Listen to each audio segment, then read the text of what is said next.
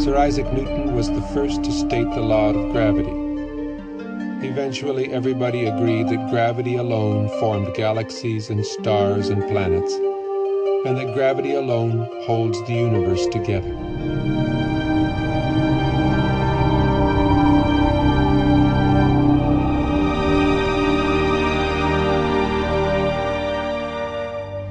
Then we discovered a force 1,000 billion times more powerful than gravity.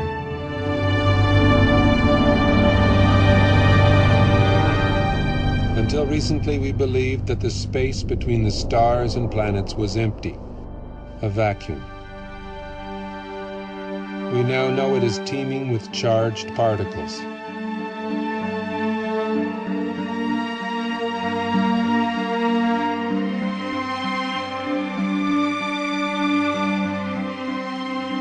We see glowing electric filaments spanning millions of light years. We see stellar and galactic formations shaped by magnetic fields.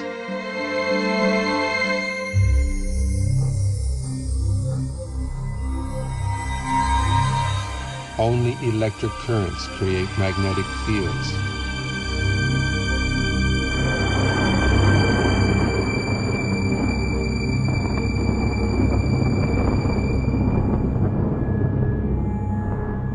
It is possible that the predominant force in the universe is not gravity, but something else.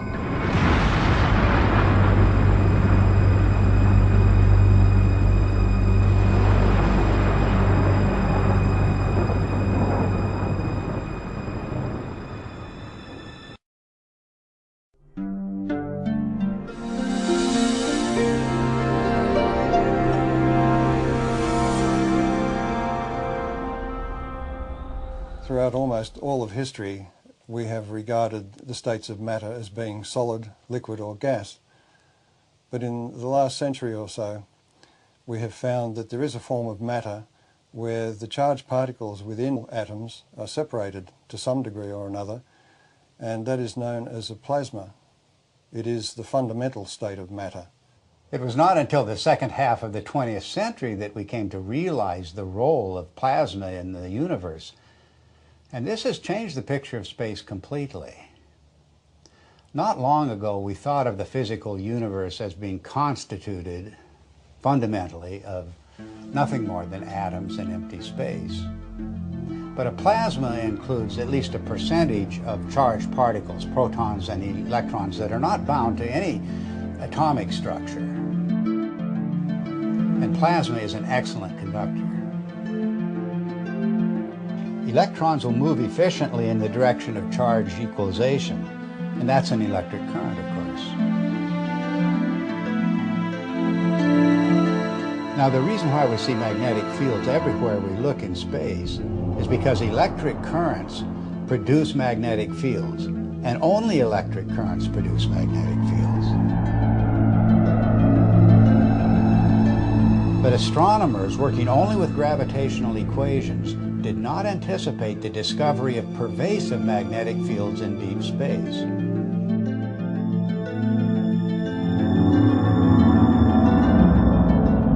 Electric currents also account for the abundant filamentation of space plasma. First, the electric currents produce the magnetic fields. Then these fields confine the electron flow to narrow paths. Such current paths, or filaments, are called Birkeland currents, named after the pioneer Christian Birkeland.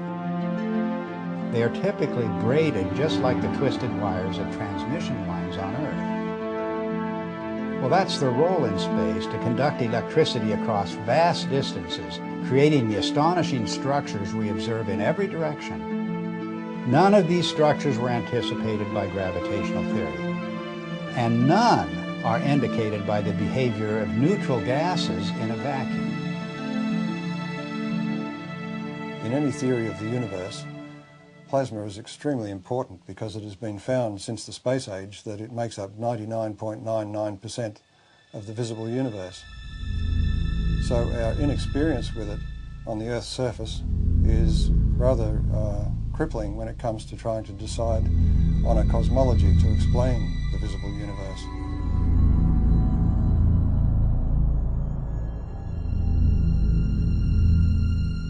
Now, plasma behaves rather oddly compared to normal matter, the matter we find, the solids, liquids and gases on Earth. If you look at a novelty plasma ball, you will see that it forms these bright filaments that dart all around inside the globe. And if you look closely at them, you'll see that they're actually twin filaments twisted together. In other words, nature finds it efficient to be able to transfer energy over a distance by twisting two pairs of filaments together. And this is a characteristic of the way plasma carries electric currents in space.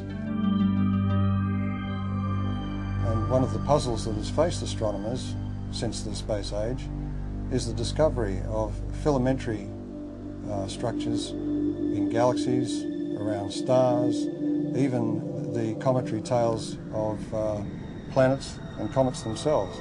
These filamentary structures have come as a surprise.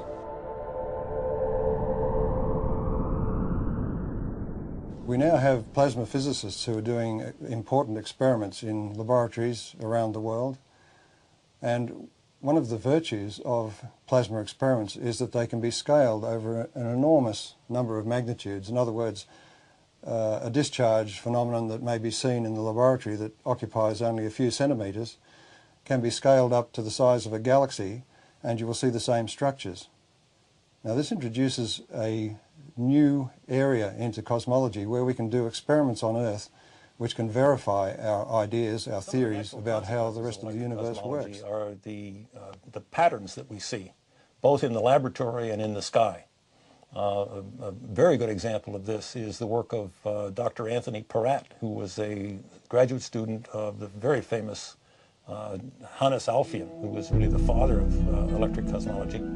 Peratt simulated on a supercomputer using just a cloud of electrical charges and a magnetic field, just using the laws of electrical science, not using anything to do with gravity. He simulated what looked like a spiral galaxy. And the interesting thing is that Peratt's spiral galaxy in the laboratory had exactly the same rotational properties as the real spiral galaxies that we see in the sky do.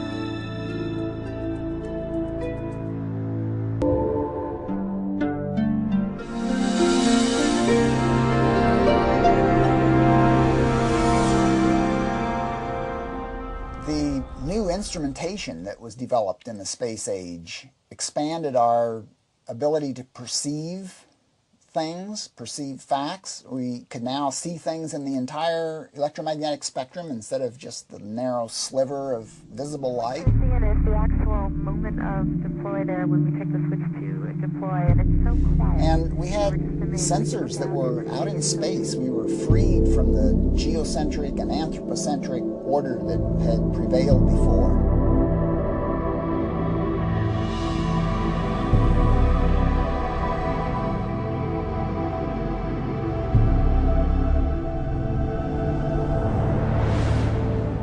We've got a whole new universe, and the theoreticians are still trying to look at it through, a friend of mine says they're peering through the wrong end of the telescope and telling us what they imagine they see.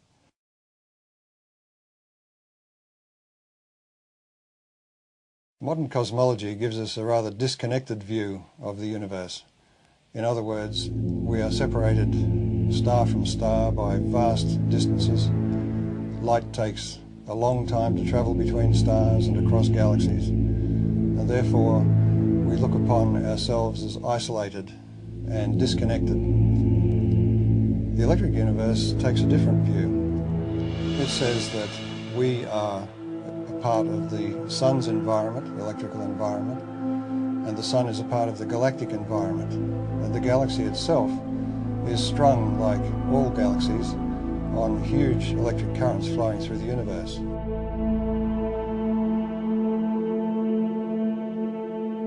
One of the typical questions that plasma cosmologists hear all the time is, how do you know what's out there in space? How do you know there's electricity out there in space?